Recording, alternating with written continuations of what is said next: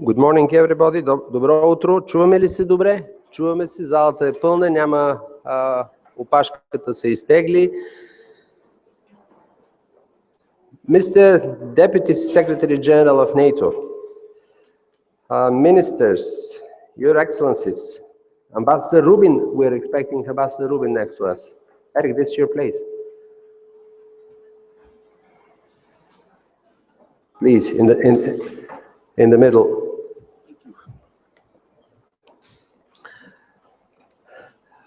Господа и госпожи министри, Ваши превъзходителства, господин премиер,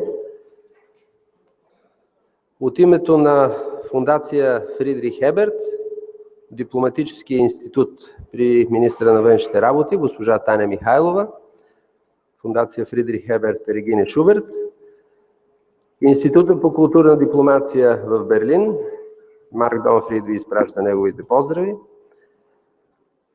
и навършилия току-що 25 години Атлантически клуб, прелял се в Атлантическата дигитална мрежа, единствената атлантическа организация, the only Atlantic organization that has ever operated on the territory of the Warsaw Pact.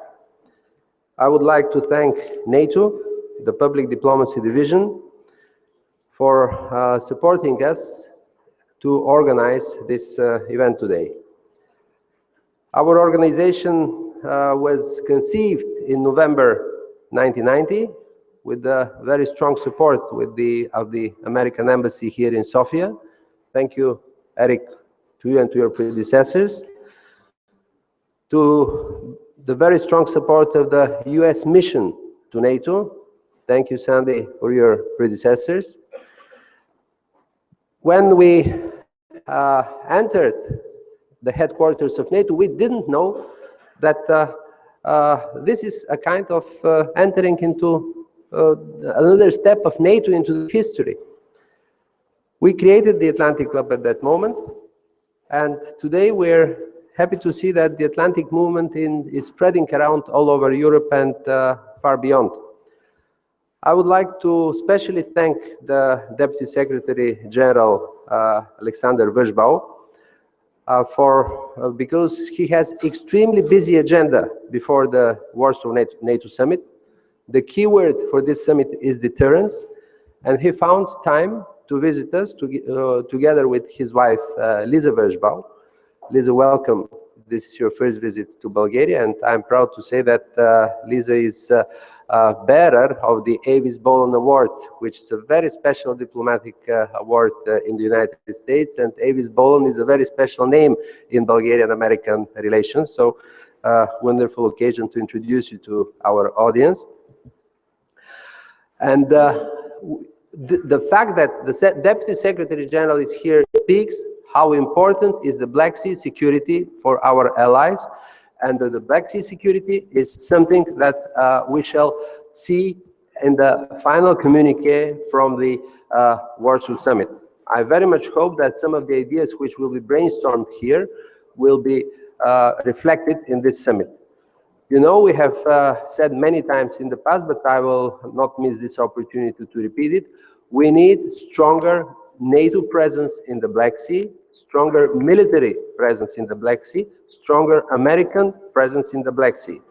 And Bulgaria is very special place from this point of view, because Bulgaria is the only NATO member at the Black Sea which is surrounded only by NATO members. So from certain point of view, we have a central location. We have speakers today coming from all corners of the Black Sea, from all corners of NATO, and I would like to thank the Public Diplomacy Division of NATO for the 25 years cooperation. But I have one complaint, Mr. Deputy Secretary General, and this is that the budget of this division is very small. But the small budget has some additional charm.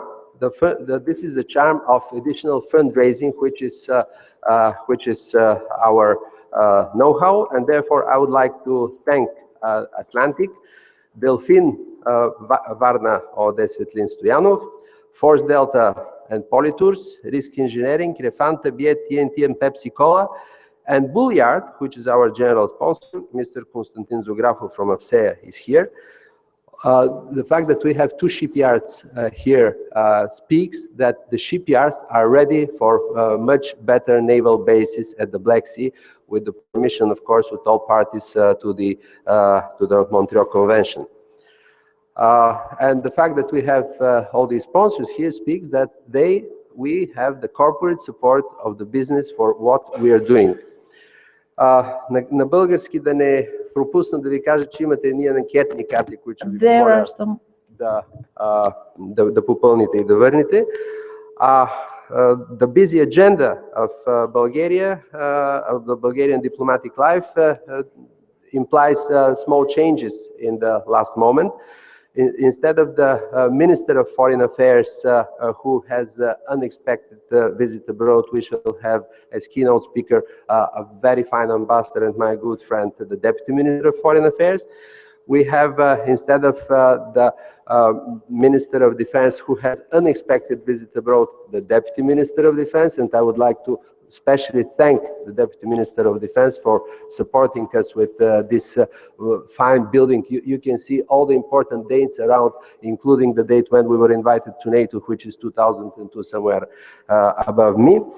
And the President of the Republic, who has expected visit to New York for the climate change, is also not with us. But this is indeed the dynamics of the diplomatic life.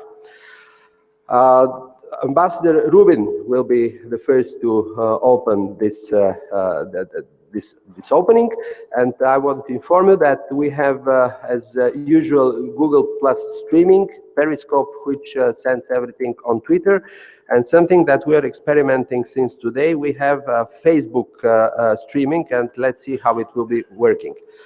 With these couple of words, I would like to invite Ambassador Rubin, who very recently made his first speech in Bulgaria before the Atlantic Club, and he brought a very fresh air into our relationship and new expectations. Eric, you take the floor. Please applaud our speaker. Thank you. Thank you very much, Salman, and let me just start out by saluting the role that you played in those very important and difficult days with all the hard work that it took to get Bulgaria ready to achieve that very important accomplishment on that very important day in Brussels. So let me just once again salute your role and the role that you're continuing to play together with the Atlantic Club, which I think is one of the most vibrant and important institutions in Bulgarian foreign policy today. So thank you, and thank you very much for the introduction. I'm especially happy to be here today to welcome Sandy and Lisa Vershbow, and to tell you that Sandy is one of my most important teachers, mentors, and a very good friend, and it's a real treat to have them here, and it's a really, I think, wonderful opportunity to highlight all the progress that Bulgaria has made together with the other allies. So this is really a great day. I want to first welcome the Deputy Ministers of Defense and Foreign Affairs, my fellow ambassadors, Regine Schubert from the Friedrich Ebert Foundation, and also to mention, since Solomon saluted the role that Ambassador Avis Bolin played here in those important days, I should mention that she is currently in Sofia and had wanted to be here, but unfortunately she has duties on the American College Board, which is why she's here. So I did want to just note that she's here. Some of you may have the chance to see her. And let me also say that the timing of this conference is really important because the security challenges that we're facing today in many ways are the most complex and most serious that the alliance has faced since the Cold War. I just heard Sandy say something which I think is exactly right, which is NATO is even more important now than it ever has been. And I think that is increasingly becoming something that is self-evident. Fortunate reasons, because the world is becoming complex, the region is under great strain. But NATO has a moment now where it must demonstrate the capacity to respond not just to the traditional military challenges it faces, but to some of these new threats and challenges, including violent extremism and hybrid warfare. The upcoming summit in Warsaw will be an important moment for the alliance in the face of these new threats. And the United States is doing everything we can to help the alliance meet those challenges and to help the summit address them well.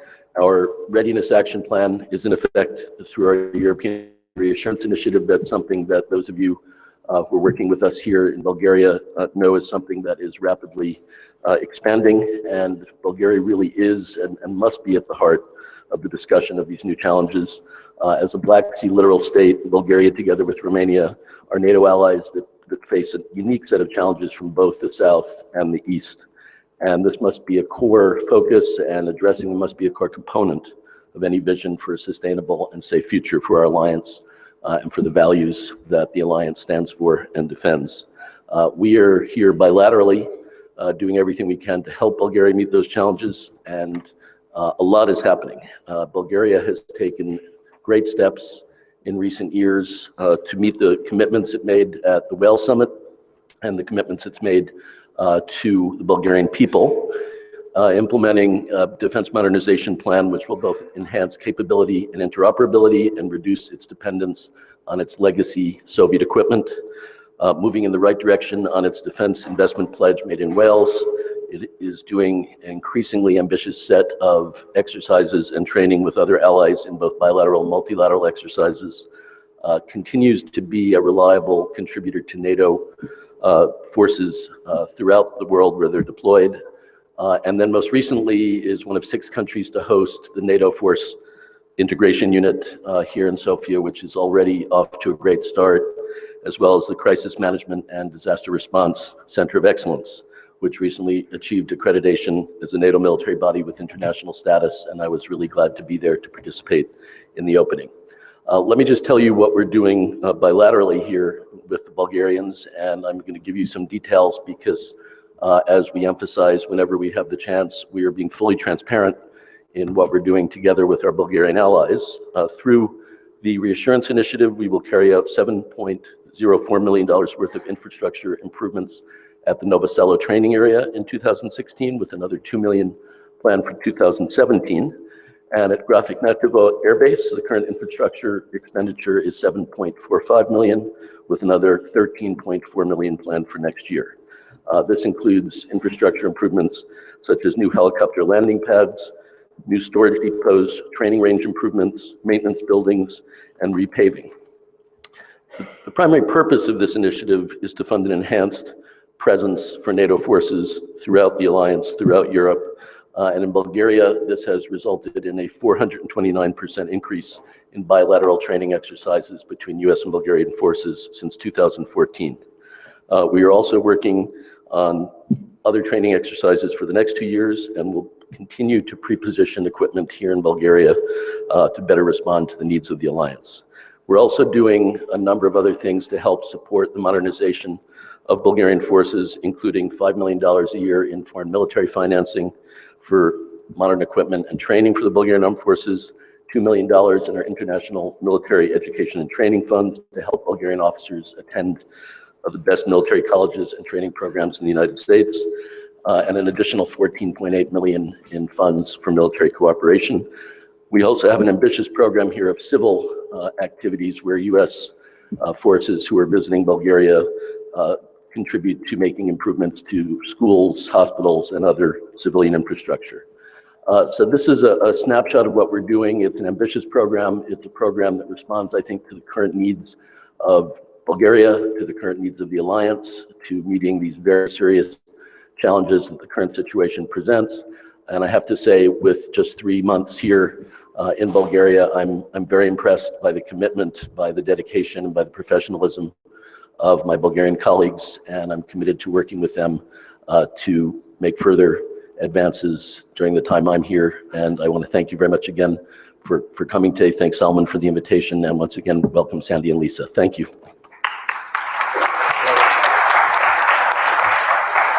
Thank you very much, Eric. We wish you a great mandate in Bulgaria to be, at the end of the day, crowned with a new level of military, political and economic cooperation between our two countries. Заместник министър Кюмюрджиев, благодаря ви още един път за вашето домакинство, за вашата готовност да се включите в последния момент предвид заминаването на министъра. Господин Кюмюрджиев има солиден опит и от Външно министерство, така че винаги се радвам, когато военните комбинират своята дейност с дипломацията. Заповядайте.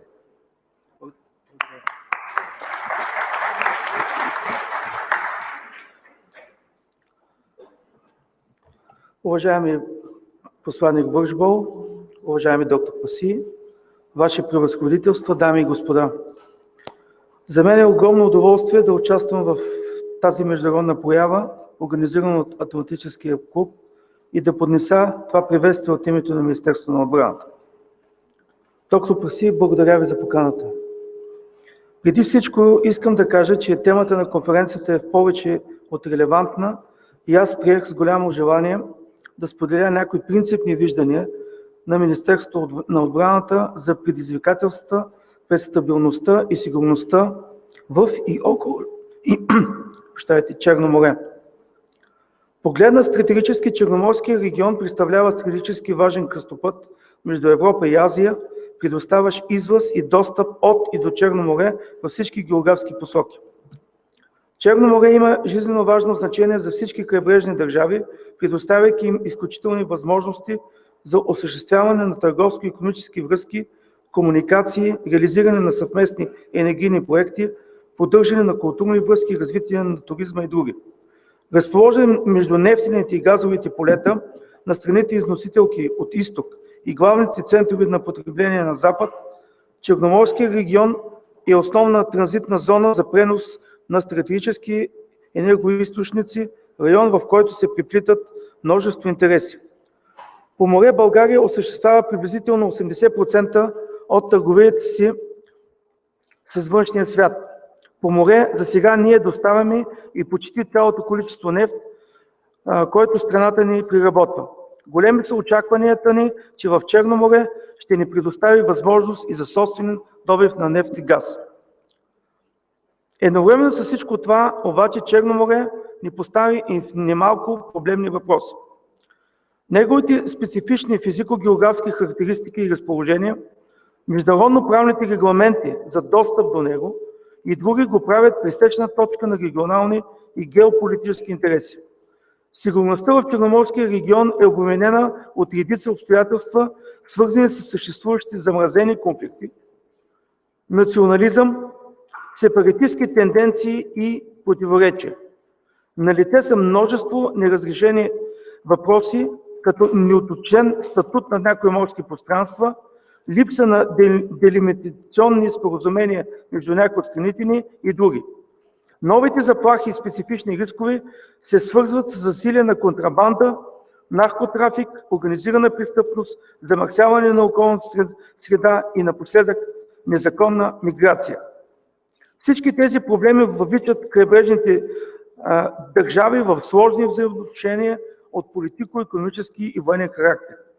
Възможността за доминиращо военно присъствие на която и да е крайбрежна държава автоматически предоставя възможност да проектира сила и да оказва натиск и влияние към останалите страни и региони, включително и на Балканите, Централна Европа, както в източното Средиземноморие, Южен Кавказ и част от Близки изток. След анексирането на Крим от Руската федерация и плановете за разполагане на допълнителни военни сили на Кримския полуостров и способности, Русия се превърна именно в такъв доминант, който съществено променя стратегическите отношения на силите в Черно море. От споделеното до тук става ясно, че ситуацията по сигурността в Черно море е тревожна и предизвиква оправдана загриженост. Тя по никакъв начин не бива да бъде подценявана или игнорирана за сметка на обстановката в други региони от източния фланг на НАТО. Естествено е, че при създалите си обстоятелства страната ни търси пътища и начини за защита на националните си интереси в Черно море, както и като цяло да усили своята сигурност и отбрана, както в чисто национален, така и в регионален и съюзен формат.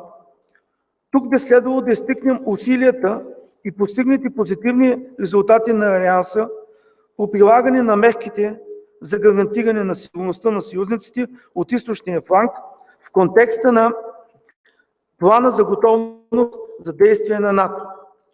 Засилената охрана на въздушното пространство. Тук бих искал да отбележа промяната на член 130 в Закона за отбраната и въоръжените сили, което позволи съвместната Air Policing на българските военно-въздушни сили с съюзници от НАТО, множество съвместни военни учения по суша, въздух и море, за което сподели и посланник Рубин, са все стъпки насочени към гарантиране на нашата сигурност и защита, и те дават вече резултати. С нетърпение очакваме решенията от предстоящата среща на държавните и правителствени ръководители на страните членки на НАТО във Варшава по отношение на няколко неща. Изграждане на модерно възпиране и отбрана като част от дългосрочната адаптация на Алианса. Същевременно в двустранен формат с колегите от Румъния разглеждаме възможността за усилване също така на морската сигурност и работим по създаването на рамка за военно-морско присъствие на силите на Алианса в Черно море за целите на съвместните учения и тренировки и демонстрация на солидарност и решителност за колективната защита.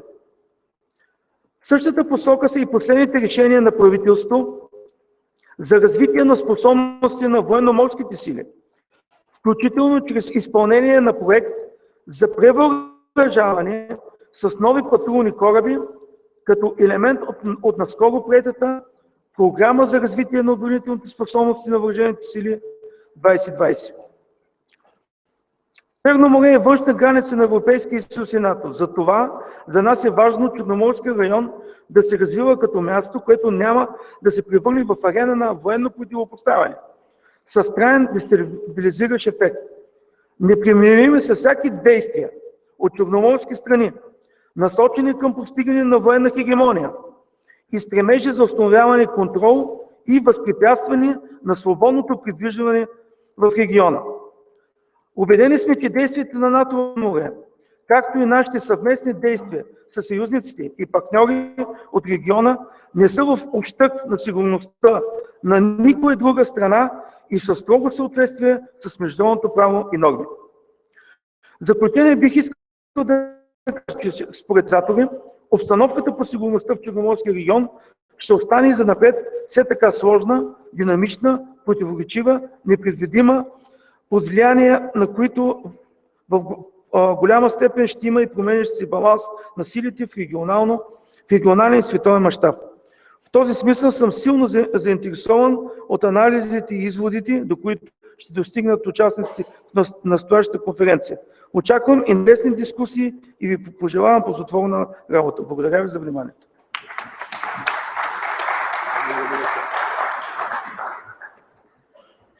Благодаря, господин министре. Искам специално да отбележа присъствието в залата на посланиците на Турция, на Гърция, на Румъния, на Украйна, на посолството на Грузия, на Молдова. Това очевидно показва огромният интерес, който всички черноморски държави имат към това, за което господин министърът току-що спомена, променения военен баланс в Черно море. След анексирането на Крим, военният баланс в Черно море е силно променен и наистина ние имаме нужда да балансираме, да ребалансираме тези промени. И това, което министъра каза, за мен е много окуражаващо. Той говори за сериозно военно-морско присъствие в България на натовските, на съюзническите сили. Превенция, възпиране, deterrence, prevention. Това е, което ние очакваме от съмита на НАТО във Варшава. Впрочем, тук ще видите и една картинка. Ангеле, пусни 25-годишното лого. Имаме, ето това е новото лого на Атлантическия клуб по повод 25 годишнината. Тук е нашата художничка Катерина Киричева, която го е направила, ученичка на професор Тодор Върджиев, автор на целия шрифт и на тотал дизайна на Атлантическия клуб. Но това е, което се говори, глобална електронна демокрация. Това е, за което Атлантическия клуб, към което се е устремил през следващите 25 години. Сигурен съм, че корабостроителниците, които са сред нас, бяха също доволни от това, което министъра каза за засиленото военно присъствие в Черно море. With these couple of words, I would like to, with great pleasure, to give the word to my partner in this endeavor, to Regina Schubert, the director for Bulgaria, Friedrich Ebert Foundation, and one of the people who knows so well Bulgaria and the Bulgarians that sometimes we think that she is Bulgarian. Regina, most welcome.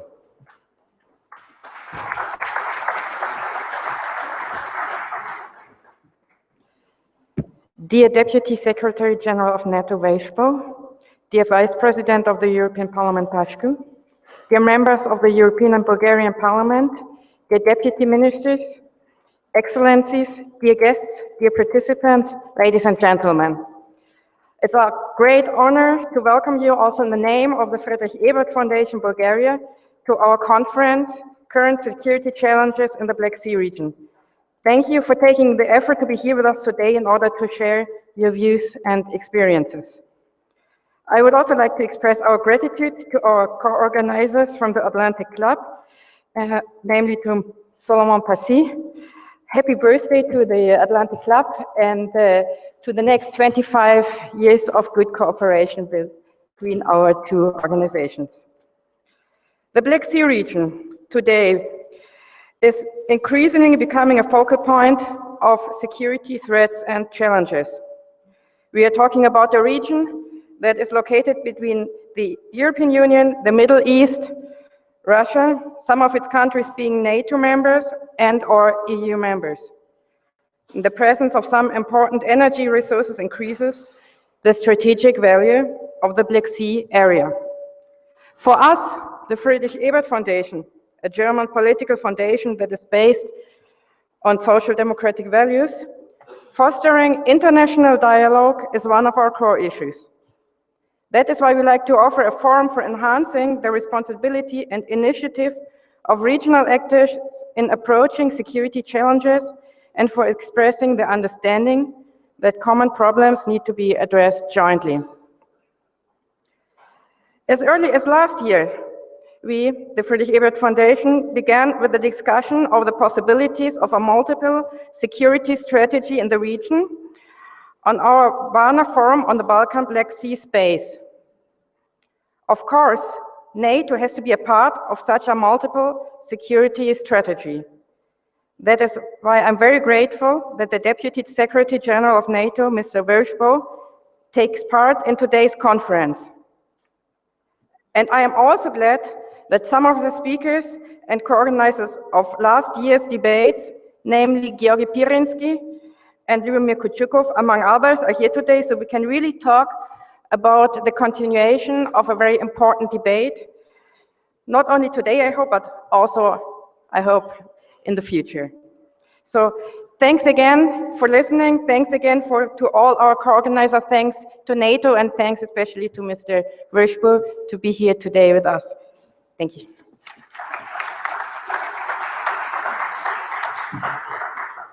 Thank you, Regina. This is unthinkable. We are almost on time. Специално да благодаря още един път на Дипломатическия институт, който не е на тази маса, сред аудиторията. Искам специално да отбележа присъствието в залата на нашия следващ президента на Европейския съюз, посланника на Словакия. Most welcome, Ambassador. И също така да подчертая, че след малко ще имаме речи от още една ядрена сила, различна от Съединените щати. Това е френския посланник, който ще говори малко по-късно в конференцията. С тези няколко думи искам сърдечно да благодаря на министър Кюмюрджиев, на посланник Рубин и на между другото, by the way, I have to say to Ambassador Rubin, happy Passover. Честит еврейски Великден. И на Регина Шуберт да благодаря за участието в откриването и да поканя веднага да заповядат and to invite to this table on these same places Ambassador Alexander Veshbal, Ambassador Valentin Порязов, and Georgi Pirinsky, member of the European Parliament. Please, let's make the change right away.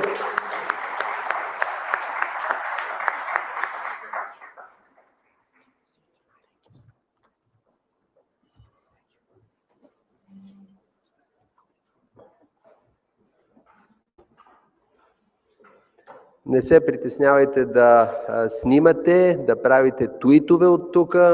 Имаме хаштаг, който се прожектира тук от време на време. Това е логото на Варшавския съмит на НАТО. Да, чашките може да ги сменим.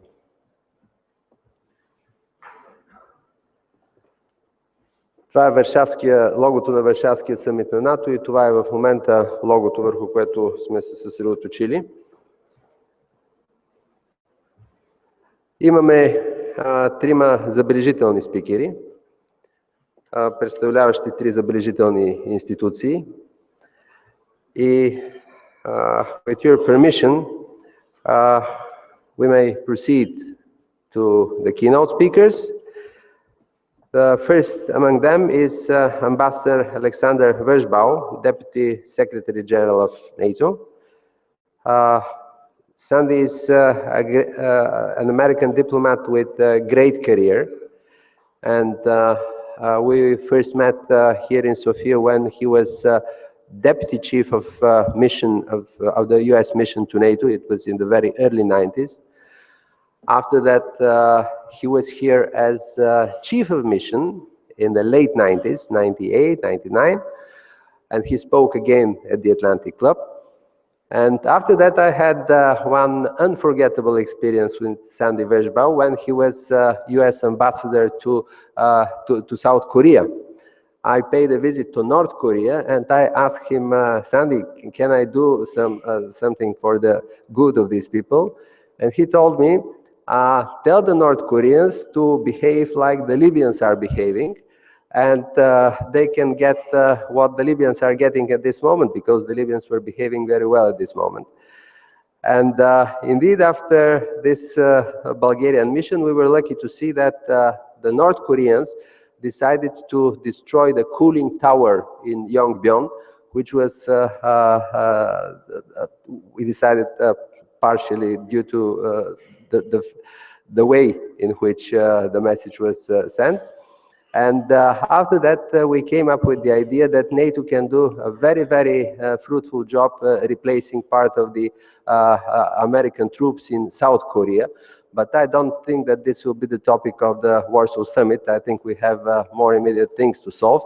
Having said that, I would like to warmly welcome for the third time at the Atlantic Club Forum in his third capacity, our great friend, partner, and ally, this time for the first time with his wife, Lisa, Sandy Versbau. Most welcome, Ambassador.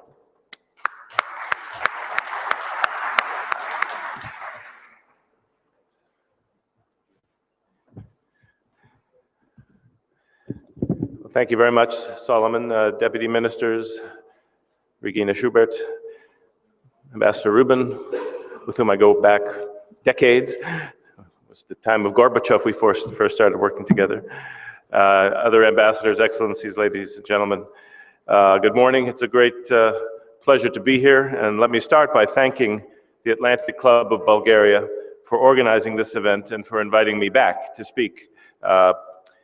Congratulations on this, your 25th year. Your efforts in providing a forum for dialogue and discussion are very important, both in communicating what the Alliance is and does to the world at large, and in helping to shape our thinking. And I also want to acknowledge the contribution of Solomon Pasi to NATO in Bulgaria and in the region as a whole. Solomon, your tireless work in support of the Alliance and the transatlantic security agenda is well known. So thank you for all that you've done and for all that you continue to do. Ladies and gentlemen, today's conference addresses an issue of great importance to this country and the Alliance as a whole. The significance of the Black Sea region as a NATO frontier, as a crossroads between Europe, Asia, and the Middle East, as the site of several so-called frozen conflicts, and as a source and transit route for energy, means that what happens here is a key concern for NATO. As the Wales Summit Declaration rightly acknowledged 2 years ago, stability in the Black Sea region is an important component of Euro-Atlantic security. In contributing to your discussions today, I want to outline NATO's robust approach to Black Sea security.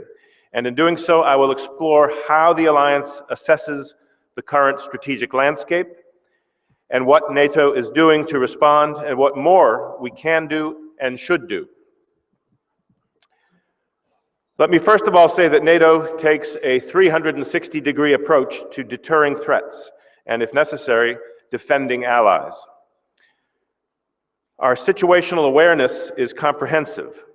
We're alert to all potential threats from all directions, and our capacity to respond is the same. Experience has taught us that we cannot allow them to be anything less. In that context, we face a more complex array of challenges than we have for decades. International terrorism, hybrid warfare, threats to energy security, cyber attacks. These are issues which we know we must tackle urgently and robustly. Significantly, we face strategic threats from two different directions at the same time. On the one hand, a more aggressive Russia is challenging international law and the sovereignty of its neighbors, with its illegal annexation of Crimea and destabilization of eastern Ukraine. On the other hand, instability and violence on our southern doorstep risk spilling over into Allied territory in the form of terrorism and uncontrolled migration. Because of Bulgaria's location at the intersection of these two threats, I know they're of great concern to everyone here. And indeed, the alliance benefits greatly from your insight and experience. NATO is very alert to these dangers, and we are responding accordingly. That was the rationale behind the design and implementation of NATO's Readiness Action Plan, adopted at the Wales Summit 2 years ago. It includes tripling the size of our NATO response force, which now numbers more than 40,000 troops, with a spearhead force able to move within days. We've also set up a chain of small headquarters, including one here in Sofia, to support planning, training, and, if needed, reinforcements. And we're taking further steps. In February of this year, NATO defense ministers agreed in principle that an increased capacity for rapid reinforcement is important, but it's not enough. They concluded that we also need an enhanced forward presence in the east of the alliance, a presence that will be multinational and rotational, a presence that will make it plain that crossing NATO's borders is not an option, whether it's with tanks or with little green men, and that any such action will be countered by allies from across Europe and North America. At the same time, in an extremely welcome move, the United States, as you know, has announced that it will enhance its own military presence in Europe in support of the alliance. The United States is planning to quadruple its European Reassurance Initiative to $3.4 billion in 2017, a very significant boost for European security.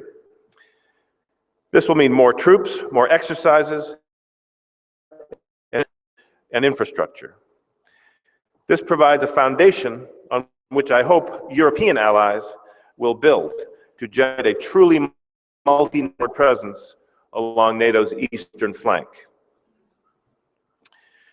Now, looking to the south, the tide of violence and instability along our southern borders, including the rise of terrorist groups and a refugee and migrant crisis of a scale not seen since World War II, also demands a response. We've already said that we will increase the presence of AWACS, early warning aircraft, over Turkey, and we will intensify intelligence, surveillance, and reconnaissance along Turkey's border with Syria. We're also stepping up efforts to project stability, as we call it, across the region as a whole. We will do this by expanding our efforts to build greater defense capacity through training, advising, and assisting local forces, so that they are better able to secure their own countries, and where appropriate, to support or train others. This is something we're already doing for countries like Iraq, Jordan, and Tunisia. We're also stepping up our work with regional partners, such as the Gulf Cooperation Council. And we're exploring how we could work together on issues like counterterrorism, maritime security, and missile defense. Both of these challenges, a more assertive Russia and instability in the Middle East and North Africa, will be very high on the agenda at the NATO summit in Warsaw in July. In Warsaw, the alliance will be making decisions which further strengthen our collective defense and deterrence. That will include, for example, defining the scope, scale, and composition of the enhanced forward presence on our eastern flank that I spoke of earlier, especially the countries that are most exposed to a direct military threat. It will include ensuring that our nuclear deterrent is both credible and fit for purpose. I also expect allies to take steps to address challenges such as hybrid warfare and cyber attacks, and to restate NATO's commitment to Afghanistan. So that's the overall strategic picture and how we are responding, but we're not taking anything for granted. We cannot afford to be complacent. Russian actions are, of course, of paramount concern. The illegal annexation of Crimea, coupled with a major militarization on that occupied peninsula, including the modernization and enlargement of the Black Sea Fleet, have gravely destabilized the security landscape. At the same time, the Kremlin's underhanded involvement in the wider region, including in frozen conflicts in NATO's partner countries, Georgia and Moldova, threatens to prolong instability indefinitely. Of particular concern is Russia's basing of what's called anti-access and area denial, or A2AD, capabilities in Crimea. A2AD refers to the potential use of anti-ship and anti-aircraft weapons to impede the movement of NATO forces to reinforce Allied territory, if it were required. And it's something that we're devoting much effort to understanding and countering. Another significant concern is energy. By its annexation of Crimea, Russia has seized control of essential energy infrastructure, including 2 billion cubic meters of Ukrainian natural gas storage and access to subsea hydrocarbon resources in the Black Sea, potentially worth trillions of dollars. This seizure has dealt a severe blow to Ukraine's ambitions to become energy independent, and it has weakened the energy security of several other Black Sea states. The truth is that all NATO allies have a stake in the Black Sea being a region in which energy can be freely developed and transported. Now, I've so far presented a rather bleak picture. So the question is, how can and how should the alliance respond? We've already implemented a series of assurance measures for our Eastern allies, which also have an important deterrent effect. These include AWACS surveillance flights and the intensification of NATO maritime patrols in the Black Sea itself. And as part of the European Reassurance Initiative, the US plans to expand its exercises and training with NATO allies and partners, and to augment pre-positioned equipment, including in both Bulgaria and Romania. The US Marine Corps Black Sea Rotational Force, meanwhile, will maintain its presence close to Constanța in Romania, presenting an excellent opportunity for local and American forces to train together and to learn from each other. The basing of the Aegis Ashore missile defense system in Romania also contributes to overall regional security and stability. And it does not, by the way, pose any threat to Russia, but is designed to help protect European allies from ballistic missiles that could potentially be fired from the Middle East. Now, importantly, we continue to take a coherent and comprehensive approach to the security of the alliance. Russia's strategy in the Black Sea is part of a global effort to assert itself, an effort which stretches from the high Arctic to the deserts of Syria, and which threatens to challenge alliance unity as well as our territorial integrity. Our approach to deterrence and defense must be equally broad and far-reaching. To limit ourselves to a series of regional responses would arguably play into Russia's hands. So as part of that comprehensive approach, NATO continues to provide support to our partners in the region, in particular Ukraine and Georgia, both of whom continue to face significant pressure from Russia. The alliance is engaged with both countries through a series of partnership instruments, and we're helping where we can to bolster their political independence and territorial integrity. For example, we're working closely with the Ukrainian military to strengthen maritime and airspace security. As part of a wide range of measures included in the substantial NATO-Georgia package, we're supporting better coordination between the Georgian Ministries of Interior and Defense in order to strengthen the capacity of the Georgian Coast Guard. We'll continue to counter Russia's false communications narrative, part of which claims that it's NATO and not Russia that is to blame for military escalation in the region. At the same time, as open societies, we must resist efforts to divide and weaken us through the use of propaganda. Our message is clear, and we will keep saying it, that NATO is a defensive alliance. We do not seek confrontation with Russia, nor do we seek a new Cold War. But we cannot allow Russia to simply dismiss the principles on which the European security system was founded. To do so would betray our values and only encourage Russia to risk further aggression. Our response, therefore, has two key elements: to strengthen our defense and deterrence, and to seek to engage in dialogue with Russia with a view to demonstrating that we're united and resolute, but also determined to reduce the risk of conflict through transparency and predictability. That was the message we conveyed yesterday at the meeting of the NATO-Russia Council. That combination of strength and dialogue is the best way, I believe, to bring Russia back into compliance with Helsinki principles and with international law. So that's some of what NATO is already doing to respond to the strategic picture that we face. But clearly the seriousness of the security situation requires us to look at new ways of maintaining peace and stability in the region. Now, key to this is the commitment of allies to meet the defense investment pledge that they made in Wales, to first of all stop the cuts in defense budgets and gradually increase defense spending to the NATO goal of 2% of GDP within a decade. And in this regard, I welcome the recent announcement by the Bulgarian government that it will spend more than 2 billion leva to increase and modernize the country's air and naval assets. Along with spending more money on defense, allies need to ensure the highest levels of interoperability, the ability of militaries to cooperate against common threats, which is both a technical and a political challenge. Interoperability is an essential consideration for governments buying new equipment and military platforms.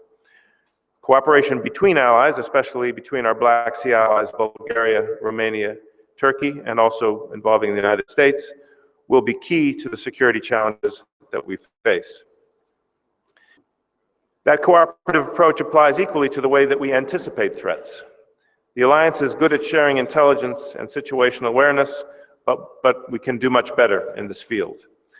The further deployment of intelligence, surveillance, reconnaissance capabilities, for example, would help us to see threats coming sooner and to help us regain the strategic initiative.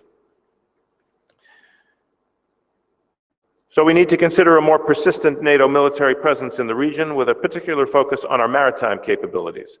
A presence which is robust, certainly, but also defensive in posture, rotational rather than permanent, and in compliance with the Montreux Convention. Presence which regulates and limits the transit of non-Black Sea warships through the Bosphorus and the Dardanelles. That's the Montreux Convention. As an alliance, we also need to get better at thinking about energy and how it impacts the strategic landscape. This is a capability I'm pleased to say we're already developing, but there's more to do. We need to anticipate risks and build resilience into our energy systems. And in that regard, better interconnectedness of natural gas networks in southeastern Europe would be a great boon. The gas interconnector plan between Greece and Bulgaria, for example, would improve the security of energy imports and reduce dependence on Russian supplies. Now, the final thing that we must do is to maintain our strong and open societies through our commitment to democracy, human rights, and the rule of law. Ultimately, it's our principles, not our military might, that make our societies strong and resilient. And it's those principles which are the surest guarantee that we have that in any confrontation with militarism and adventurism, we will be the ones that always win out.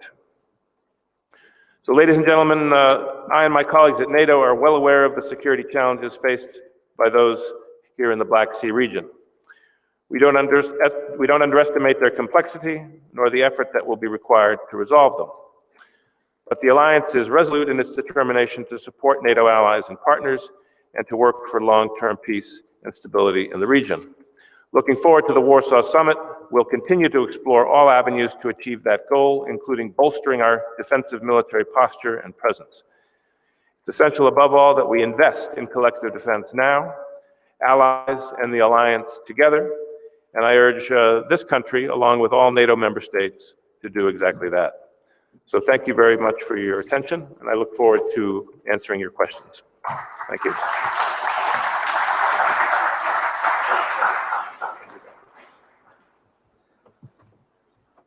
Заместник генералният секретар на НАТО беше така любезен да се съгласи да отговори на няколко въпроса в рамките на много напрегнатата му програма в София. Казах ви, че министрите пътуват, а той трябва да се види с тях.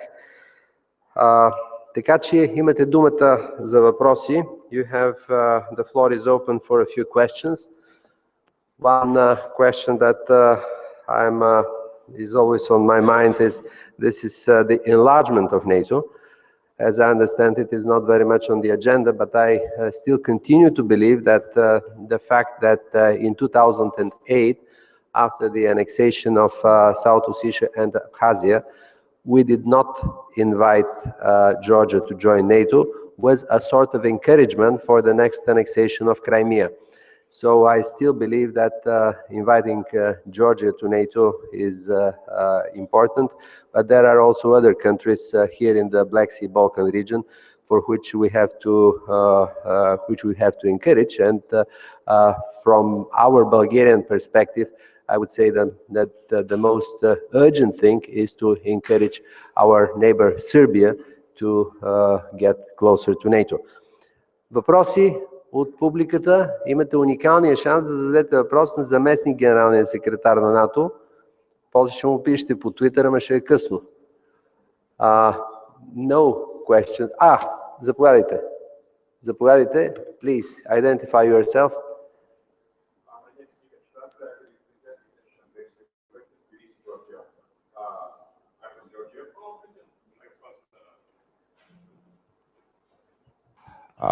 My name is Nika Chitadze. I represent International Black Sea University, Tbilisi, Georgia.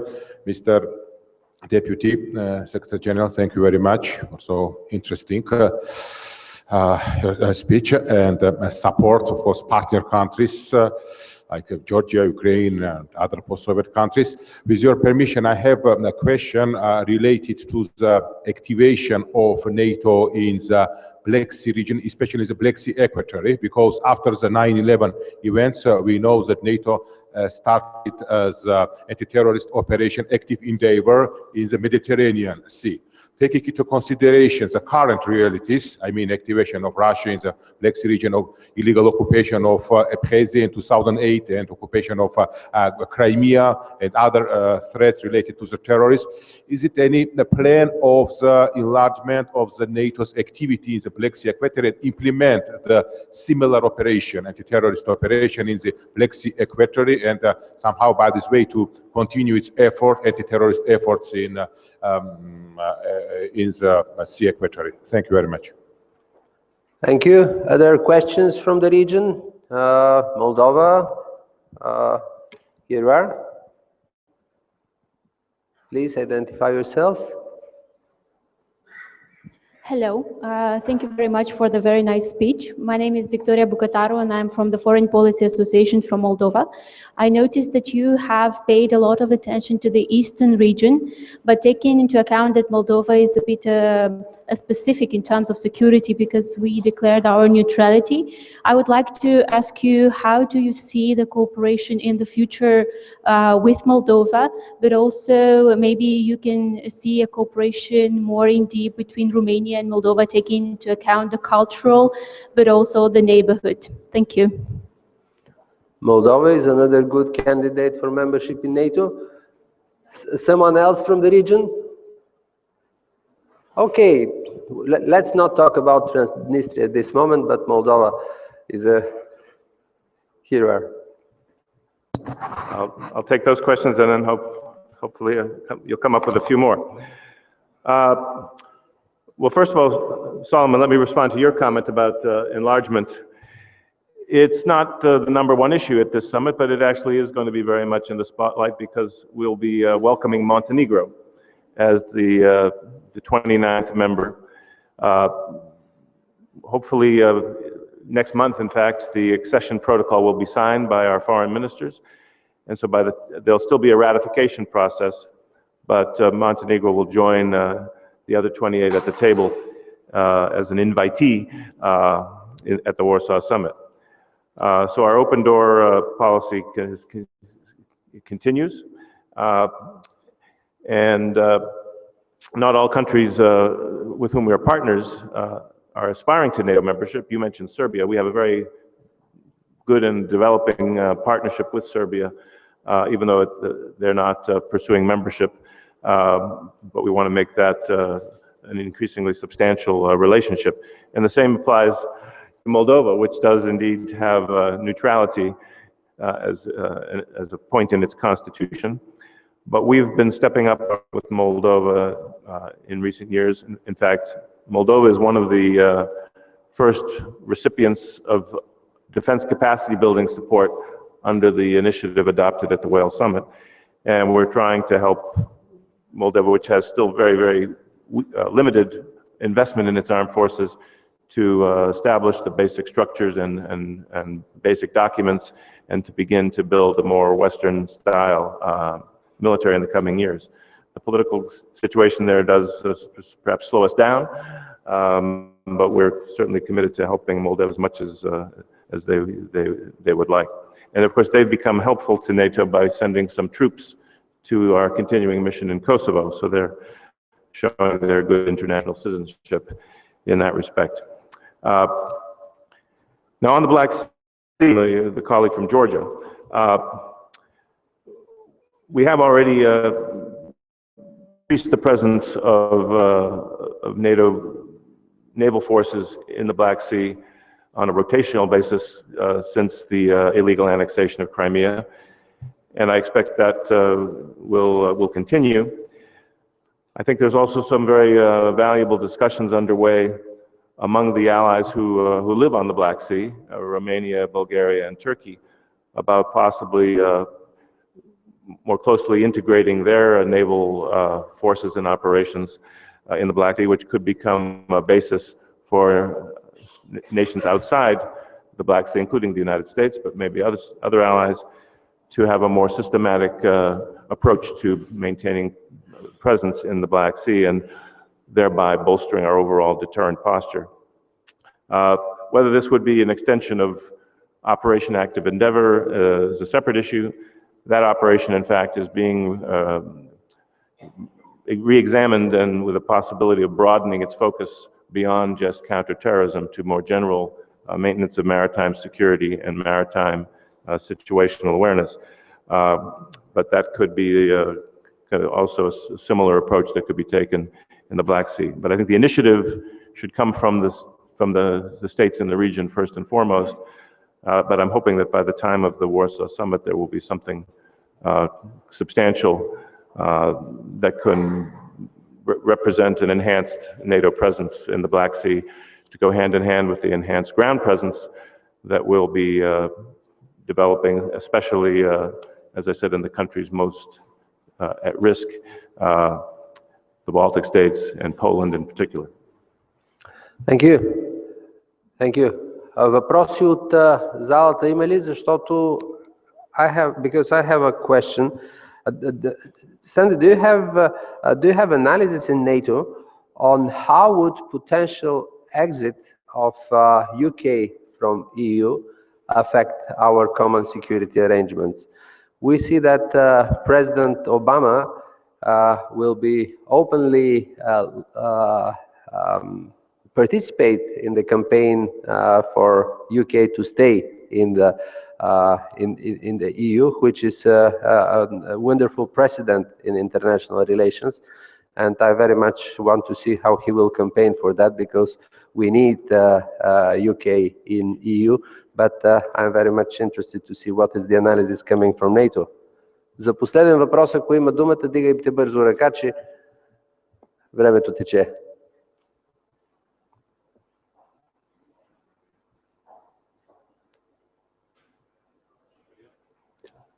Не се виждат вдигнати ръце. После ще пращате твитове и Фейсбук, ама ще е късно. Ива, подай микрофона, че аз не виждам от тук. Свети ми лампата точно срещу мене. Mr. Wersbo, a question to you. I'm representing Invest Macedonia, the Macedonian embassy in Bulgaria. Question, what is the NATO vision for the Republic of Macedonia? We have been fulfilling all the criteria in the past years. We have been prevented on the Bucharest Summit 2008 to become a member. What is the vision of NATO for the Republic of Macedonia? Thank you. Ако има въпроси, силно дигайте ръка, че лампата ми свети в очите и аз не виждам много добре, но не се... Ето една вдигната ръка на... If you allow, Ambassador Wersbo, I'm a reporter for Reuters, and I would like to ask you, what do you think has been achieved at the meeting yesterday at the summit with Russia? And also, if you can give us a little bit more in detail, what is the troop presence likely to be in Eastern Europe to deter Russia? Thank you. And in addition to that question, I would add that we had yesterday the beginning of the resuming of the work of the NATO-Russia Council, but how do you see it from inside? Is it operational body or just a protocol meeting? Okay. Well, first, I'm not going to get too deeply into the question about the British referendum. Like all of us here, I'm sure we're very interested in what will come out of President Obama's discussions. But obviously, NATO and the EU are separate institutions, and the UK was a founding member of NATO going back to 1949.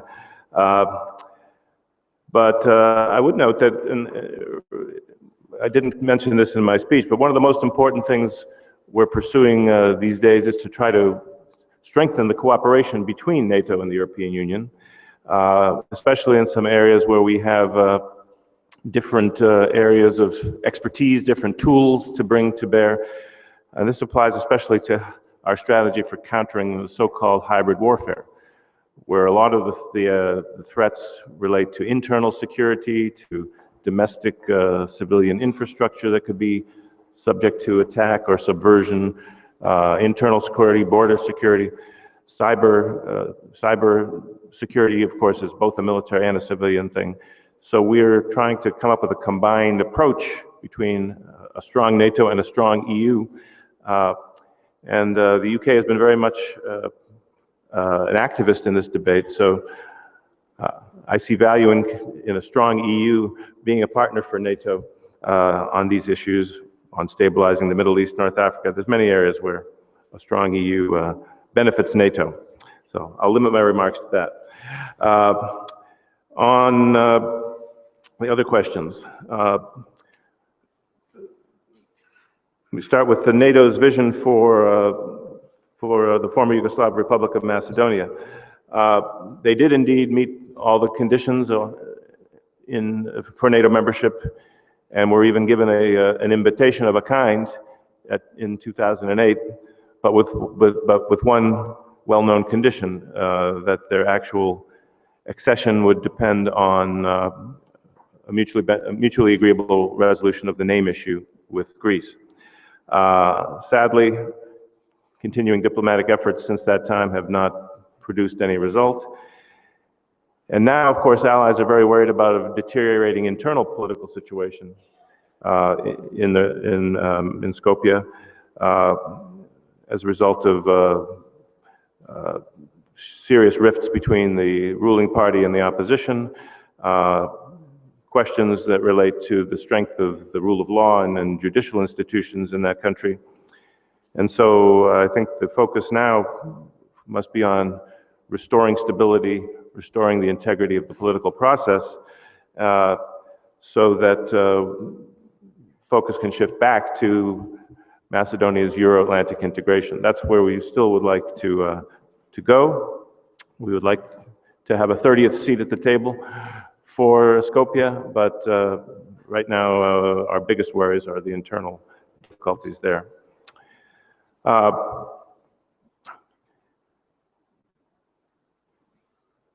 The NATO-Russia Council meeting. We were not expecting any concrete results, but it was important to maintain our dialogue with Russia because of the difficulties that we have in the relationship, especially since their aggression against Ukraine 2 years ago. At that time, we made very clear that we were suspending our practical cooperation with Russia, and that remains our policy, but that we were keeping diplomatic channels open. And we've had discussions with the foreign minister. I see the Russian ambassador regularly.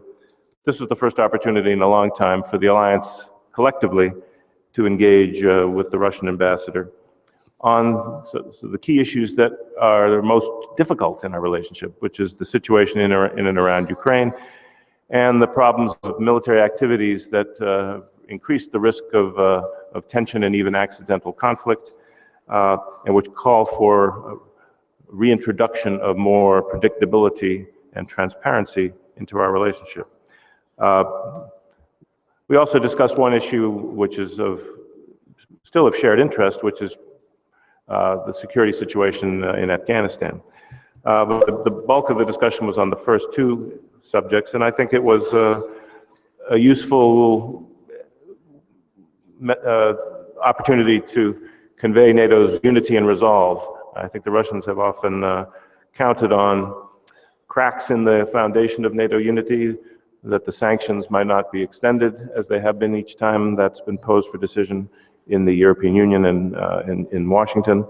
And I think this meeting was useful in reminding the Russians that their whole narrative about Ukraine is simply not believed by NATO, starting with the Russians' claim that it's a civil war and that they have nothing to do with what's going on in the Donbass, which is patently absurd if one looks at not just intelligence, but at all the open source information that shows that the Russians have substantial military presence, that they've armed these so-called separatists with advanced Russian weaponry that is not seen in the Ukrainian inventory.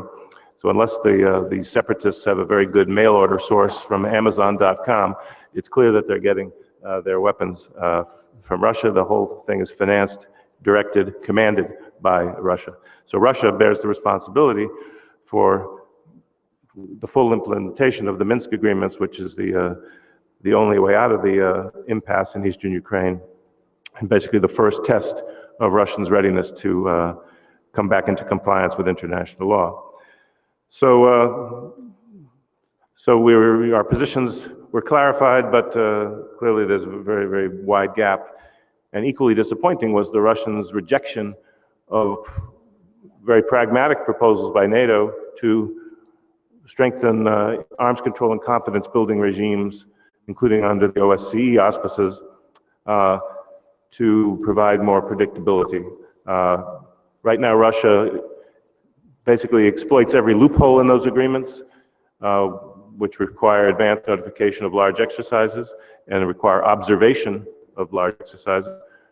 Russia's basically never hosted a single observation of a large exercise, and lately it uses what was supposed to be a special exception as a routine practice to have large exercises with 80,000 to 100,000 troops without any notification, which doesn't contribute to stability and predictability. So there too, a wide gulf between allies and Russia.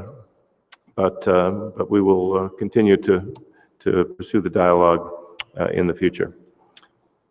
Well, thank you. Thank you, Sandy. We very much hope that the final communique from the Warsaw Summit will have a small text saying that there will be a Black Sea naval stronger presence of NATO in Bulgaria. So this is something that we shall be happy to see. And I'm also happy to mention the presence in this room of Ambassador Naidenov, who is our ambassador to NATO. And this is possibly one of the busiest periods for Bulgarian diplomatic presence in NATO. So thank you very much, Ambassador, for your fine job. Having said that, I would like to warmly thank Sandy Versbau, Eric Rubin for their great appearance at this conference, NATO PDD for supporting us, and move to our next two great speakers. First of whom is Ambassador Valentin Puryazov. He is at this moment Deputy Minister of Foreign Affairs, but I know that each diplomat loves much more his title ambassador than his title Deputy Minister, because he's ambassador forever. And I will never forget the great ambassadorship of Valentin Puryazov in the Netherlands, when we had a crucial period in our negotiations to join the European Union. So this is a good occasion to tell him, to say to him warmly thank you and most welcome.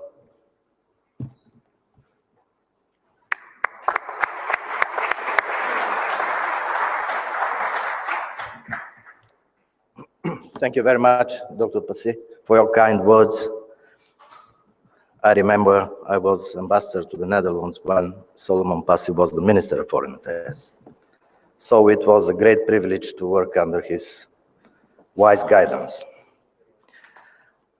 Dear Ambassador Versbau, уважаеми доктор Паси, уважаеми гости, за мен е удоволствие да се обърна към участниците в тази конференция, посветена на предизвикателствата пред сигурността на Черноморския регион.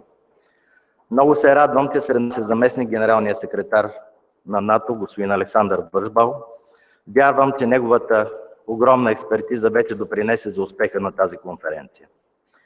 На този фон имаме добра възможност да обсъдим настоящите предизвикателства пред сигурността не само в Черноморския регион, но и в по-широк аспект.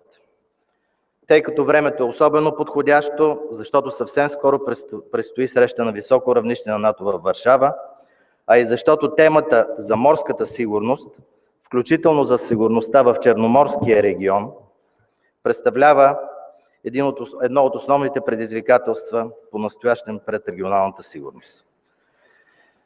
НАТО и Европейския съюз следва да намерят отговори на фундаментални въпроси, като границите и крайната цел на европейския проект, дефинирането на верния тон спрямо Русия и справяне с предизвикателствата на глобализацията в този регион. Като черноморска страна, извън всякакво съмнение, България има първостепенен интерес от устойчивото бъдеще на региона. Предполагам, изборът на това понятие от страна на организаторите не е случайен. Както знаете, понятието устойчиво развитие добива популярност в социалните науки след публикацията на доклада на Световната комисия по околната среда и развитието, известна като комисията Брунтланд през 1987 година. Но какво означава това понятие на езика на сигурността? Вероятно то би означавало най-напред да разполагаме с точна картина на заплахите за сигурността в региона, за да можем да формулираме най-правилните мерки за тяхното адресиране. Като следваща стъпка, това означава да направим критична оценка на перспективата за стабилност, която би се формирала вследствие на тези мерки, за да си отговорим на въпроса до каква степен сме се справили с задачата да положим основите на едно действително устойчиво бъдеще. Съществува и въпросът: можем ли да го постигнем и да го наложим без участието на всички страни от региона? Можем ли да постигнем трайна и устойчива сигурност в региона без Русия? Отговорът на този въпрос е не, не можем. Имаме обаче редица загрижености. И така,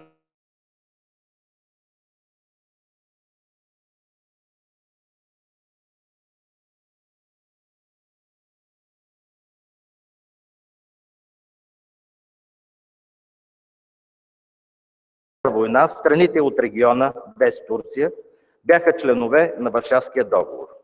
След края на Студената война в региона се установи деликатен политически баланс. От една страна, България и Румъния станаха членове на НАТО и на Европейския съюз, а от друга Русия, в качеството и на регионална сила и инициатор на Евразийския съюз, се стреми към разширяване на своето влияние в тази близка чужбина и особено в страните от постсъветското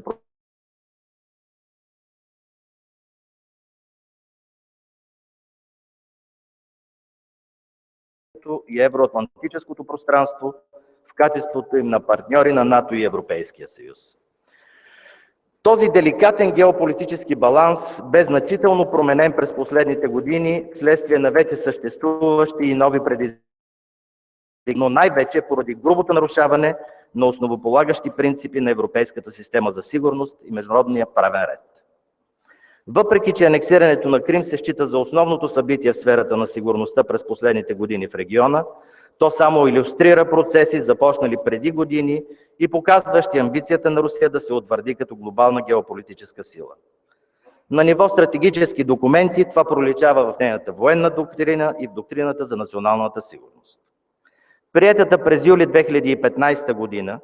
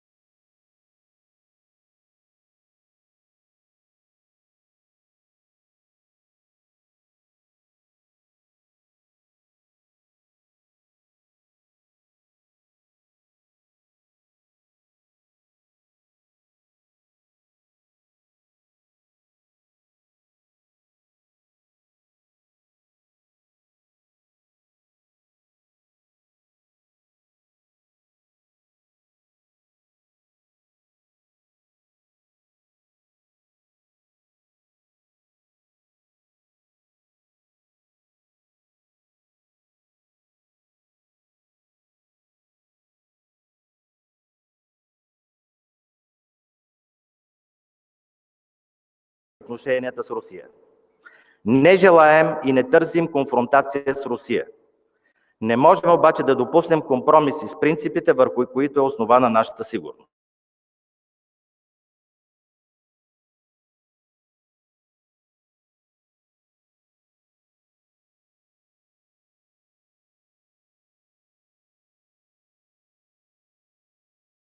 Продължаващата нестабилност в Афганистан, гражданската война в Сирия, разпространението и разрастващото се влияние на Ислямска държава в региона, замразените конфликти в региона са допълнителни рискове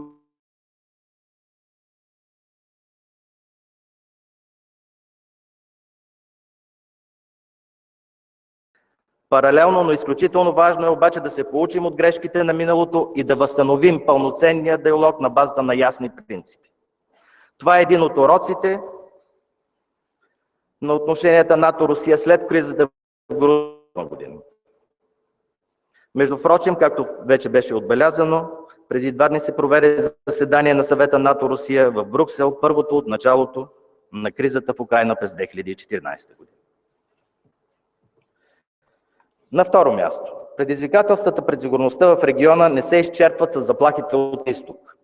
Страните от региона са директно изложени на заплахи, идващи от юг или по-конкретно от Близкия изток и Северна Африка.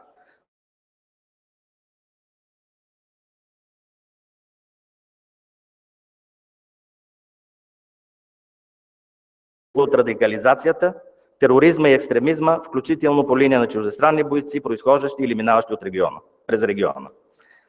Някои обръщат внимание на факта, че степента на радикализация дори се подценява, тъй като нападенията в Париж и Брюксел, бежанската криза и заветните мерки за сигурност изискват все повече ресурси, които надхвърлят възможностите на отделните държави от региона. На трето място, предизвикателствата пред сигурността са различни от гледна точка на своя географски произход, както и от гледна точка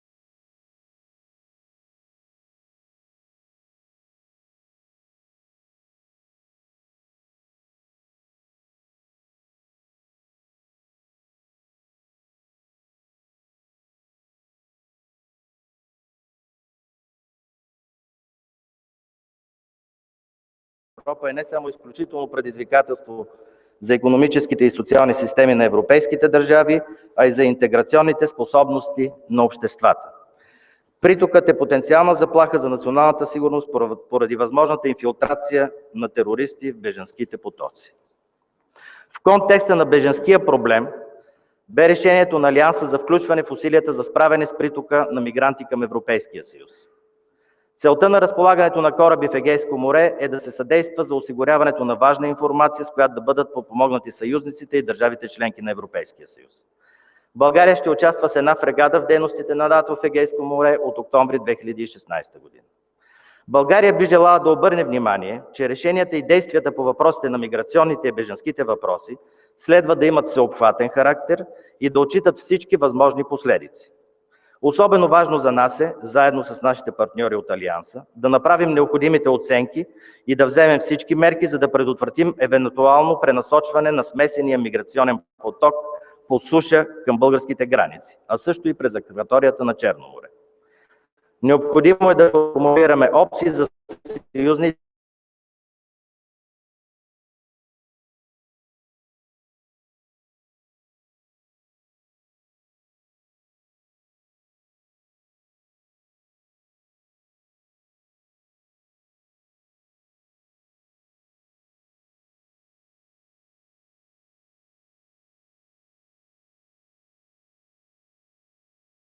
врати е инструмент за постигане на стратегическите цели на НАТО.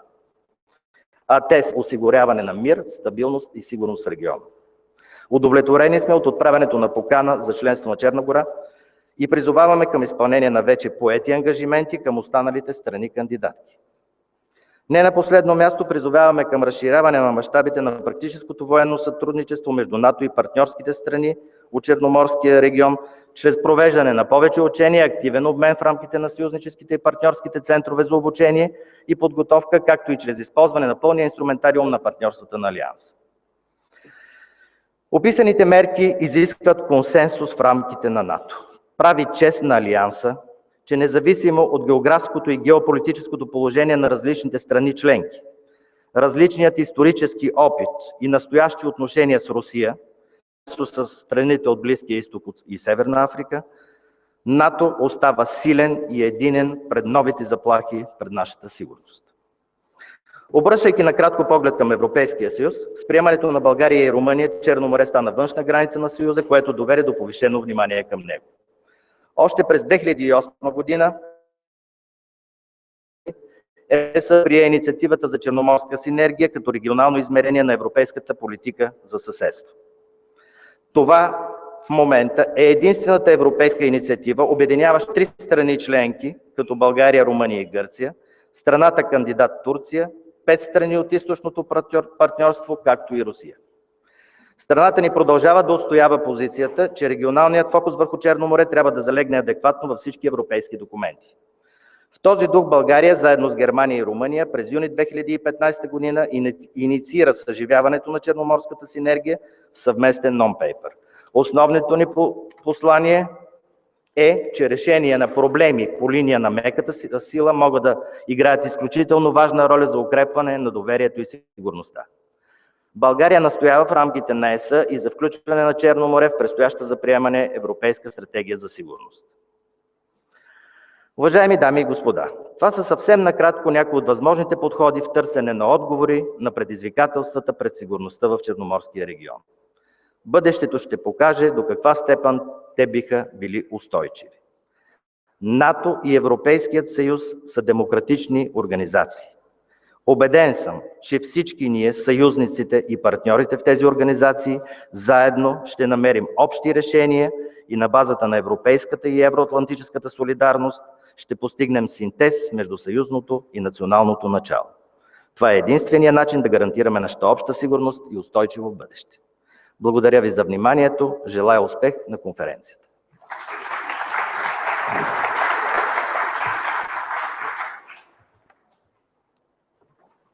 Благодаря на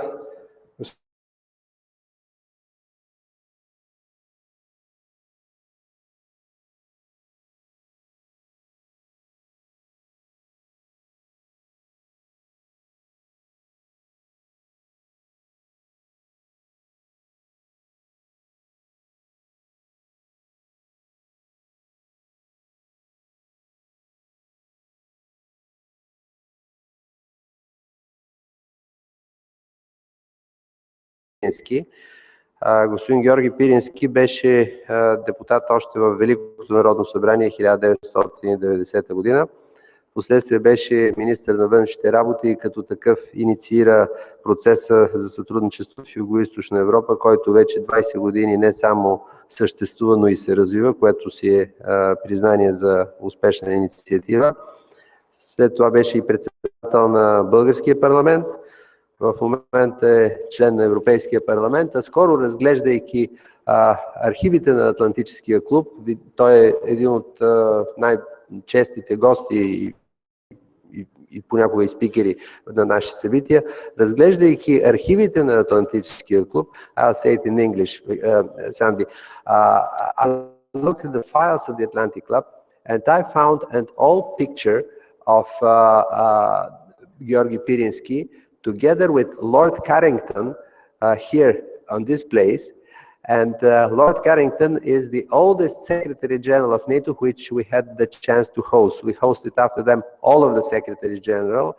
And now our next target is, of course, the current Secretary General, who we shall be happy to have after the Warsaw Summit. So I will very much ask his deputy to convey the message.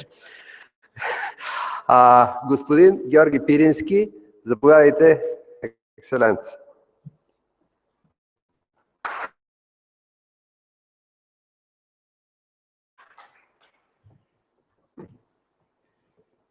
Благодаря ви, господин Паси. Само господин Паси може да представя по този начин. Уважаеми господин Паси, уважаема госпожо Шуберт, уважаеми колега Пашко, Ваши превъзходителства, уважаеми посланници, уважаеми министри, уважаеми генерали и офицери, дами и господа! Днес Черноморския регион представлява възможно най-преплетено съчетание на предизвикателства за сигурността. От изострени до край междуетнически конфликти, двустранни териториални спорове, регионална конфронтация между държави с определяща роля за процесите в района, до фокусна точка на комплексното противопоставяне между Съединените щати и Руската федерация. От полузабравен заден двор по време на Студената война, днес Черноморския регион се превръща в едно от главните полета на растящо напрежение в новия етап на еволюция на международните отношения в глобален мащаб. За причините, които безспорно са от основно значение, може и да се спори дълго, но този спор за сега сякаш не бележи видим напредък. Причините обаче, могат най-добре да бъдат осветлени през призмата на възможните решения, които сме длъжни да потърсим за овладяване и последователно снижаване на степента на напрежение в региона. Моментът и форматът на сегашната конференция е особено ценна възможност за реален принос към сега протичащите интензивни процеси на подготовка и финализиране на най-отговорни събития, каквито са провеждането буквално днес, доколкото знам, на една заключителна конференция в Париж за приемане на новата глобална стратегия на Европейския съюз за политика на без съмнение. И в двата случая проблемите на сигурността в Черноморския регион ще заемат много важно място в дискусиите и решенията. И така по същество, два са възможните варианти, по които да продължи развитието на обстановката за сигурност в Черноморския регион. Единият, достатъчно отчетливо и все по-осезаемо, се развива и в момента. Това е нарастването на военната конфронтация между НАТО и Русия. В навечерието на Варшавския самит от страна на НАТО, необходимостта от нарастващо военно присъствие на Алианса се обосновава с оценката, че макар и не непосредствена, заплахата за агресия от руска страна е реална и изискваща засилени военни приготовления. По същество, доминиращия сега подход се връща към постановката за твърдата сила като основно направление на дейност на Алианса в съвременните условия. В съответствие с нея се изисква съществено нарастване на държавите членки, провежда се засилено разполагане на военни сили по източния периметър на Алианса, като звучат и призиви то да бъде и на постоянна основа. По-нататък, през ноември миналата година бе лансиран план за създаване на постоянен флот на НАТО,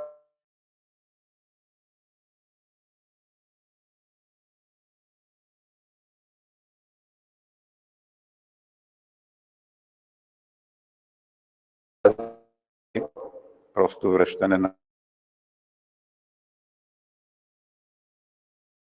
ход отчита само един от аспектите на трансформиращата се обстановка сигурността, като същевременно пренебрегва други, съвсем не по-малко важни заплахи.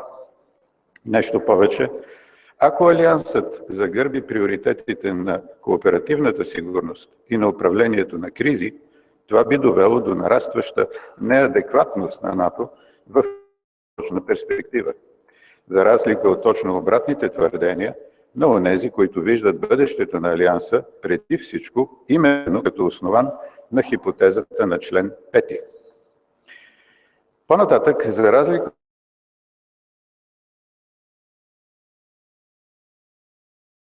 добре информирани наблюдатели изказват опасения за задълбочаване на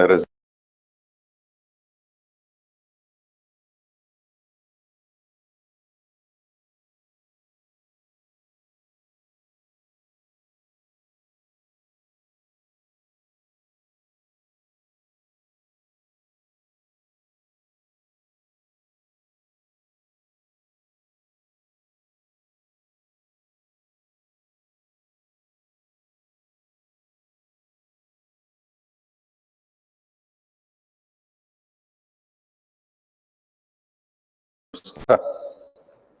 Ето защо си заслужава да се обърне внимание на въпроса дали не е възможен и алтернативен вариант, който е и двойно печеливш.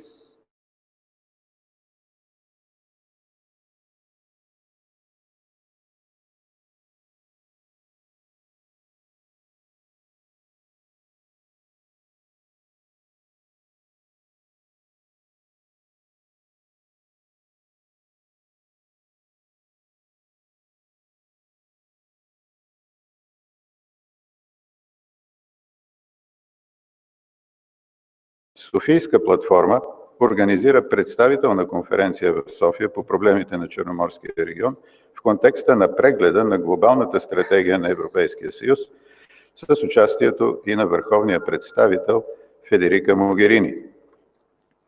В различни варианти предмет на обсъждане бяха възможностите за съчетаване на различни подходи за развитие на форми на взаимодействие в региона, отчитащи принципите и ценностите на Съюза и търсещи съществуващите допирни точки между конкретните интереси на отделните държави. На Варненския форум бе развито гледището за възможността и необходимостта от процес, сходен с разведряването от 70-те години, който да доведе до ново общо европейско споразумение за сигурност и сътрудничество, т.е. до един вид Хелзинки 2. В основата на такъв подход Европейския съюз следва да заложи многоаспектна стратегия за сигурност за цялостното европейско пространство, адресирана конкретно и към Русия и Евразийския съюз, като тя не следва да се основава на противопоставянето или, а напротив да прокарва интересите на Съюза, като уважава интересите на нашите партньори. Важна кошница на такъв подход следва да стане енергетиката. Конкретна форма на конструиране на такъв вариант би могло да стане превръщането на сегашната черноморна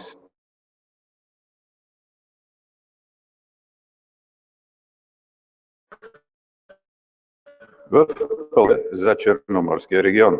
Такава стратегия би била продължение на опита с вече трите европейски макрорегиона – Балтийския, Дунавския и последния – Адриатико-Юнийския. Очевидно такъв вариант днес може да бъде оспорен, при това разпалено, с множество доводи за невъзможността от подобен подход в сегашните реалности в региона. Но отговора на този род възражения е, че именно подхода на многоаспектната стратегия, на един вид хибридна сигурност, ако ми позволите това понятие по израза, между впрочем, лансиран на проведената през март тази година конференция на подобна тема в Одеса, предлага всъщност реалната и необходима основа не само за конструктивно преодоляване на трупалите се остри предизвикателства за сигурността в региона, но и за надграждане на позитивни процеси на взаимоизгодно сътрудничество, както за всички пряко участващи страни, така и за техните европейски и евроатлантически партньори. Или с други думи, win-win резултат. Заслужава да помислим заедно. Благодаря ви за вниманието.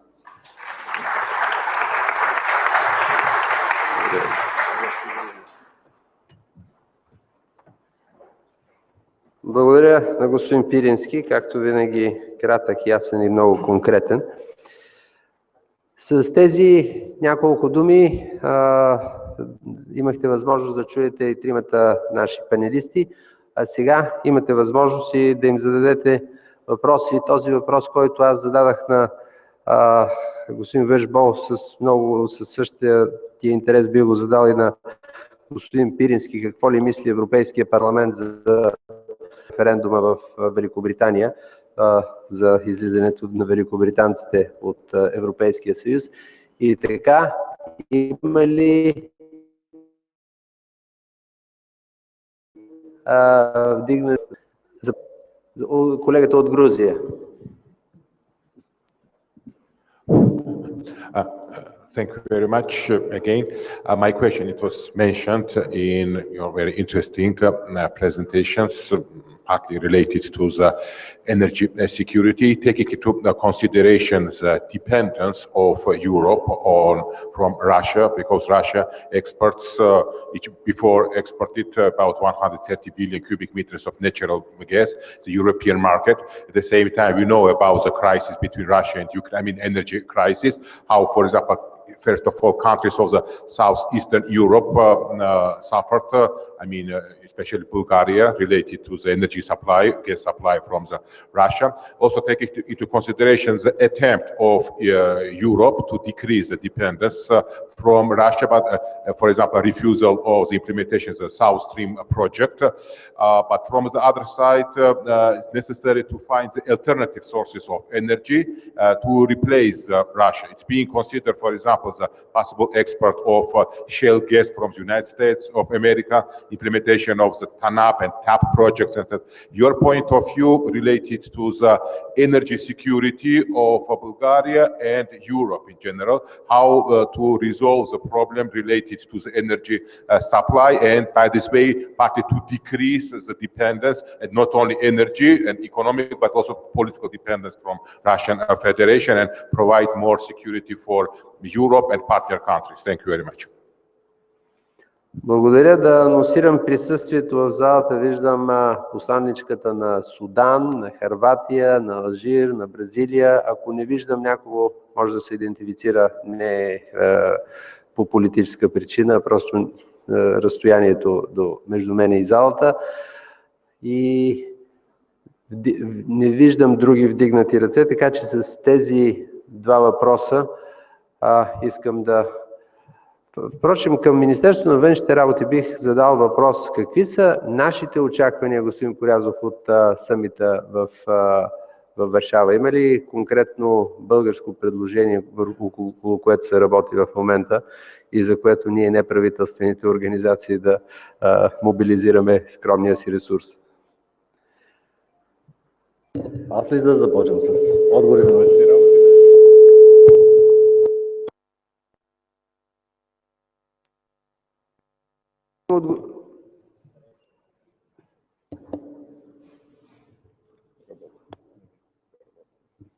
Добре, чудесно.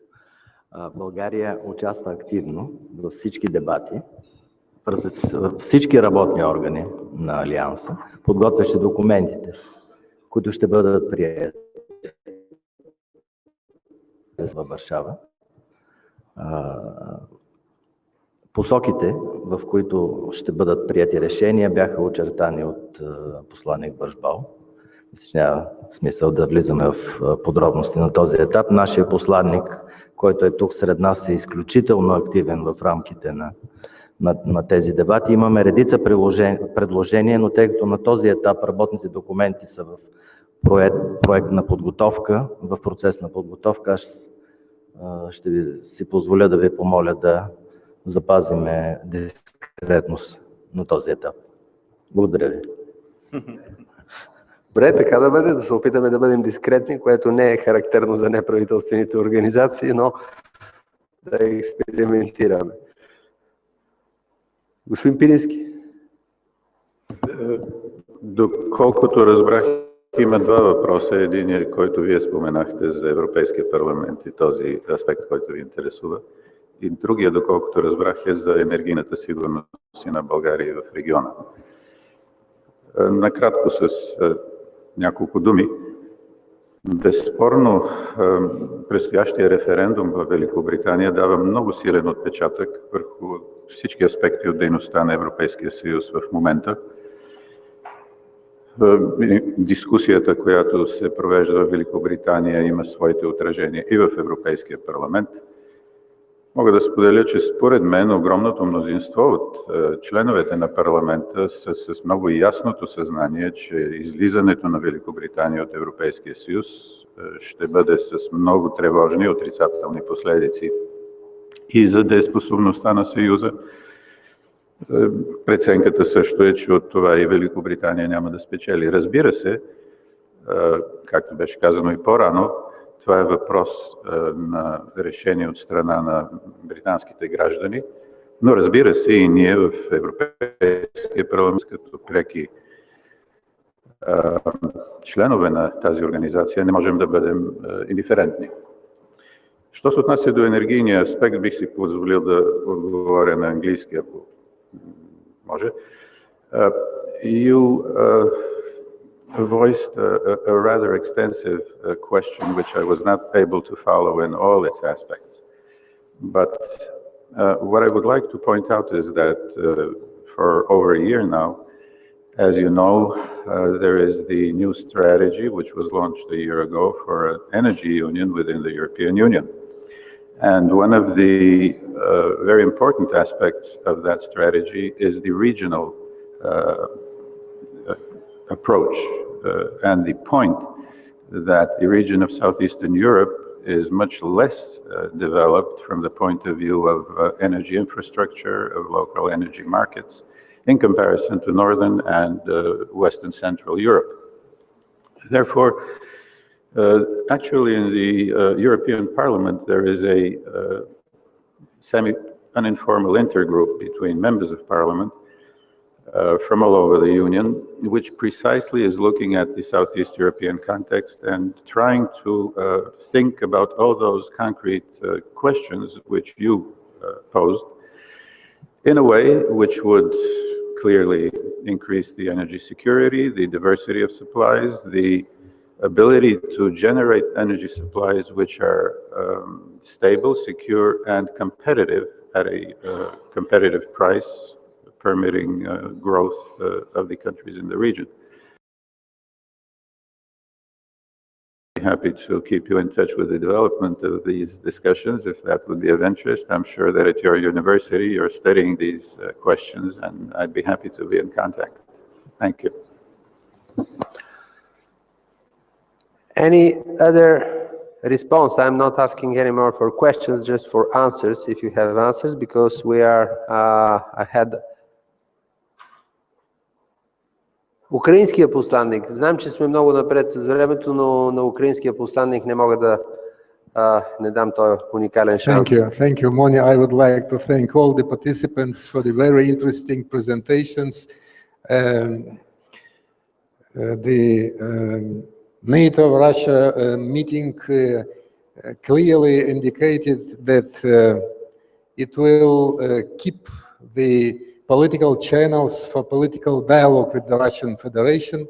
At the same time, we see any political will.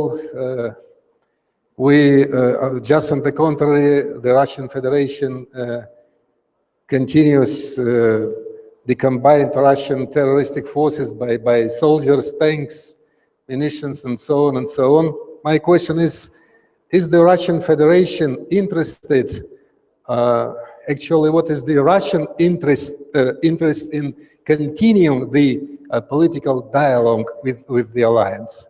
Thank you. Maybe to all the participants, I don't know. Thank you. Thank you, Ambassador. The Ambassador of Ukraine.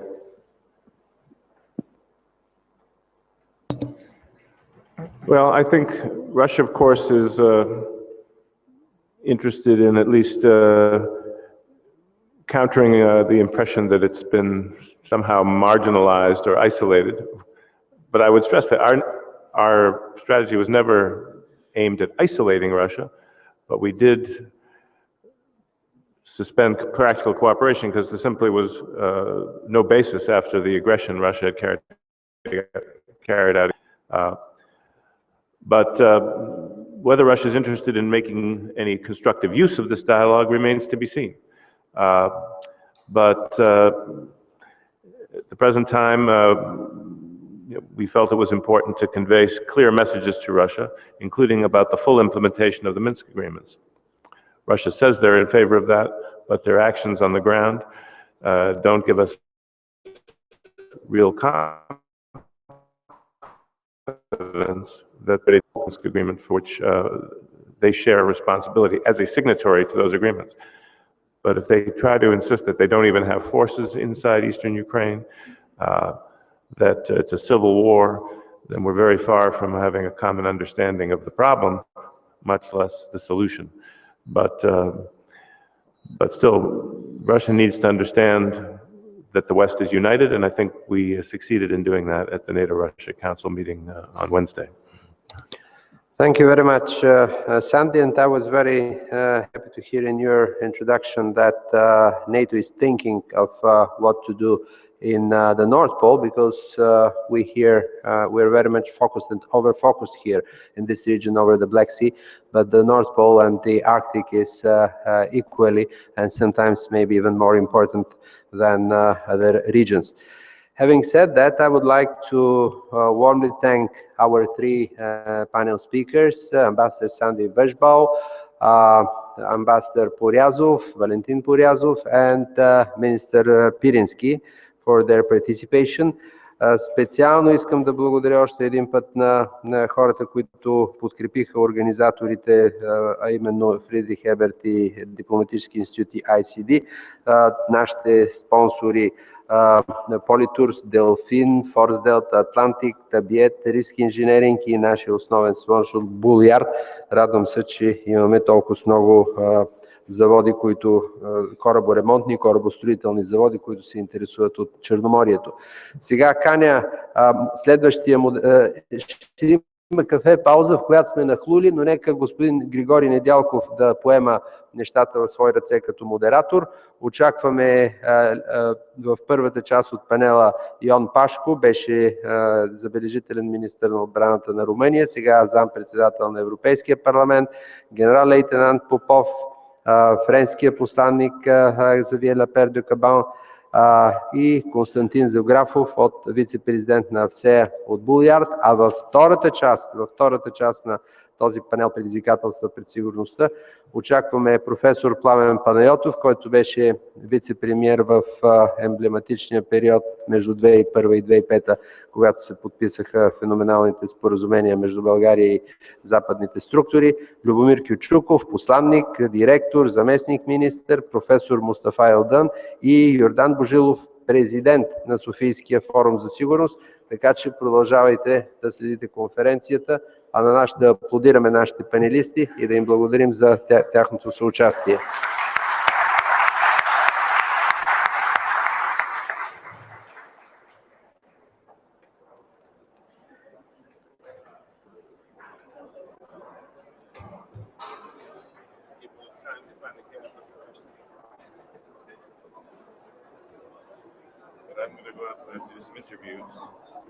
Here? Yeah. So, can I help with some logistics? I think it's what, but We show me tonight. yeah, see what the Rubens, yeah. Господин министър, Беше много приятно. ясно, че тия хора са толкова голяма фирма, да вземат да се снимат нещо от спонсори, да също тук да не задържим.